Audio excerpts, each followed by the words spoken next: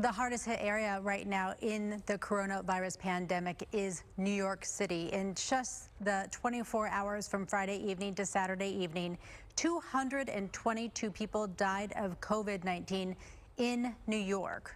President Trump was in Norfolk on Saturday, sending a military ship to New York to help with the influx of patients there.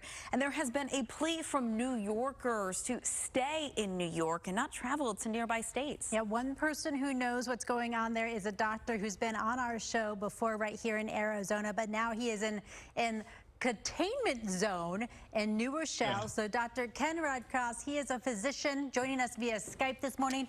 Ken, tell me about your conditions right now. You're kind of on lockdown. What's going on? Oh my gosh, guys. Good morning. Thank you for having me on. Look, this is very, very tough for us. I mean, this isn't something that we could have ever prepared for, right? And so now in this containment zone, I'm a concierge physician, so I have to kind of go out and check in on people as well. But, the community is very concerned right now. But, we're coming together. I love seeing some of the stories around the United States. I saw a story out of the University of Florida who is creating ventilators for people. So everybody around America is kind of coming together, recognizing that we're in a major challenge right now. So New Rochelle, to my understanding, is a little bit north of Manhattan. How long have you been contained there, and what does your day-to-day activities consist of? Are you able to leave the house and see patients?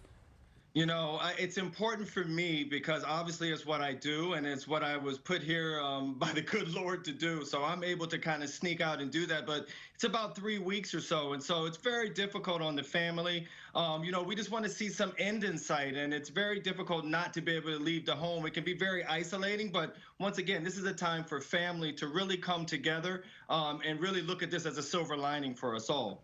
So, Doc, I asked some of our viewers to write in some questions, and Daniel was asking about those homemade masks. Do they work or not? They really don't, everyone. Keep in mind that when you have a mask, the mask is really supposed to be changed almost every 20 minutes or so because you're actually maybe increasing risk of other things with that moisture underneath that mask. So, look, you do what you can, but if you can get a few masks, then make sure you try. But once again, you want to get that special mask that's able to actually keep out the particles. So, Doc, I know you wanted to talk a little bit about vitamin D and vitamin C. Vitamin D, we are seeing is actually helping in the fight. Tell me about both vitamin C and D and what it's doing. Well, let me say this. So we know that vitamin D doesn't directly treat COVID-19, but it's important to recognize this, that up to 90% of us are actually deficient in vitamin D, and vitamin D is incredibly important for our immune system. In fact, we know that when we have lower vitamin D levels, we have an increased risk of upper respiratory infections. And now that we're not getting out, how are we going to get our vitamin D levels? So one of the best ways to do that is you go to a website called nutrientpower.org. The reason why I mentioned nutrientpower.org is you can order at-home test kits and get them sent to you. It's just a finger prick, and it makes it important because vitamin D is important for our immune system, but it's also been shown to help for preterm labor as well. So should you have women who are pregnant and so forth, let's get that test and make sure our vitamin D is where it needs to be. The level should be between 40 and 60. So that's a little bit higher than what you may see at your doctor's office panel. And Dr. Redcross, we know that New York City is so different than Phoenix in so many different ways.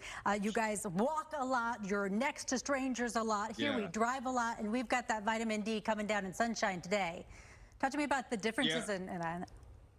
It's a very big difference. You guys are very fortunate. You have that beautiful Arizona sun, which I miss, by the way. And we're stuck here in our homes. This containment, that's why vitamin D becomes even more importantly, especially for the elderly, because the elderly are the ones that are at the highest risk, and they're inside, and we're not getting those rays from the sun to help convert vitamin D. So something that can make your life simple at nutrientpower.org, get the kit, because you can't go to your doctor's office right now. That's why I talk about that. Dr. Ken Redcross, we appreciate you joining us this morning. We know you've been busy doing a lot of these types of interviews. So thank you so much for your perspective. And we hope to see you in person soon because you like to visit, right? You come a couple times a year to Arizona and stop by our studios. You don't have to beg me. You don't have to beg me to come to Phoenix, believe me.